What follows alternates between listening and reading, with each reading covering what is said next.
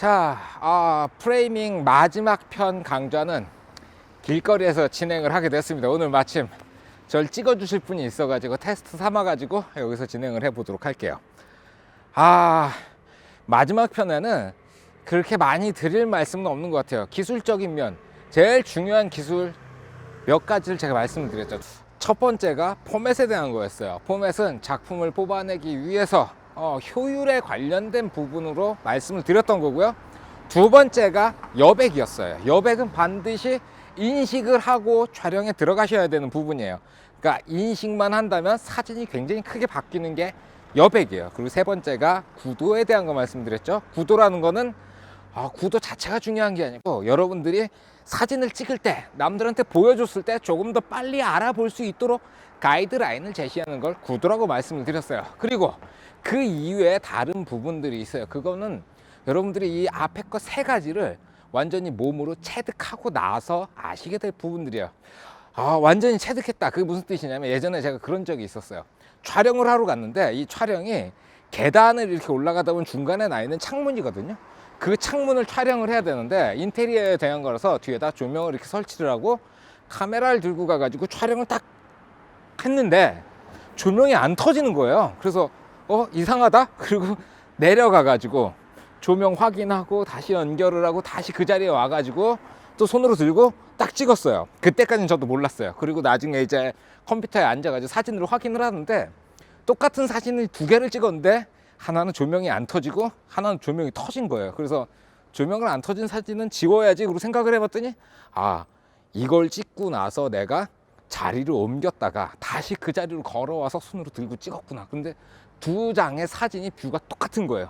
그 연속으로 팍팍팍 눌러가지고 두 장을 바로바로 찍은 게 아니고 하나 찍고 내려갔다 올라와서 다시 찍었는데 똑같은 위치에서 똑같은 뷰로 삼각대가 아니었는데도 불구하고 같은 사진이 나와버리더라고요.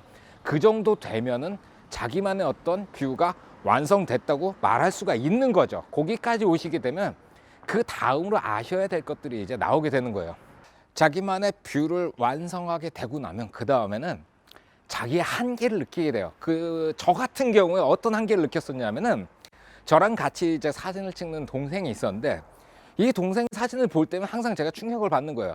같은 곳에 가서 같은 피사체 혹은 같은 대상 같은 행사를 촬영을 했는데 얘가 찍은 건 제가 찍은 거랑 항상 다른 거예요. 그래서 보면서 그런 생각이 드는 거죠. 왜 나는 사진을 이렇게 찍는데 저런 느낌이 안 나올까? 열심히 찍었는데도 안 나오잖아요. 그래서 고민을 되게 많이 했어요. 근데 시간이 지나고 알게 된 게 뭐냐면은 그 동생은 키가 187이에요. 제 키는 168cm예요. 그러니까 이게 한 20cm 차이가 나잖아요. 그것 때문에 얘는 조금 더 뷰가 높은 거고 저는 좀 낮은 거예요. 그러니까 다를 수 있는 거죠. 사람마다 키에 따라서도 뷰가 달라지고 그리고 그 사람이 가진 특징에 따라서도 뷰가 달라지고 바라보는 피사체 그러니까 주로 찍게 되는 무엇을 더 중요하게 생각하느냐에 따라 가지고 피사체가 달라져요. 그때 가시게 되면은 내가 촬영하는 사진이 부족하다가 아니고 남과 다르다는 점에 만족할 줄 알아야 되는 겁니다. 이 부분에서 드리고 싶은 마지막 얘기는 이거예요. 목적의식을 가지셔야 돼요. 사진을 잘 찍기 위해서 목적을 가져야 됩니다. 제가 예전에 그런 질문을 한 적이 있어요. 수강생들한테 오늘 식사하고 오셨죠? 예, 그리고 대답을 하죠. 밥은 왜 먹었어요? 라고 제가 물어봤어요. 다들 배고프니까 먹어야 되니까 먹어야 사니까 그런 식으로 말씀을 하시더라고요. 그래서 또 물어봤어요. 오늘 올 때 뭘 타고 왔냐? 지하철을 타고 왔다. 버스를 타고 왔다. 이렇게 대답을 하는 거예요. 그래서 버스를 왜 타고 왔냐? 그러니까 버스를 타고 와야 시간을 맞출 수 있으니까 그런 식으로 대답을 하시는 거예요. 그래서 제가 얘기를 했죠. 나한테 똑같은 질문을 해봐라. 밥을 왜 먹었어요? 사진을 찍기 위해서 밥을 먹었습니다. 왜 버스를 탔어요? 버스를 타고 와야 내가 체력을 저장을 해가지고 그 체력으로 사진을 잘 찍을 수 있으니까 버스를 타고 왔습니다. 잠은 왜 잤어요?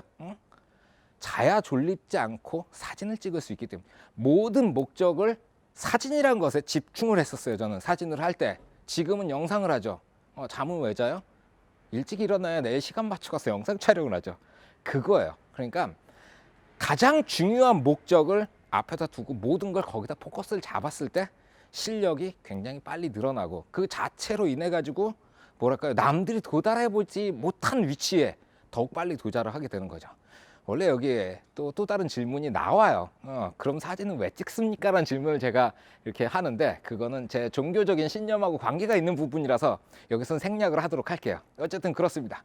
목표 의식을 조금 더 구체적이고 정확하게 잡아놓고 들어가시면 같은 거리를 갈 때 조금 더 빨리 갈 수 있다는 거죠.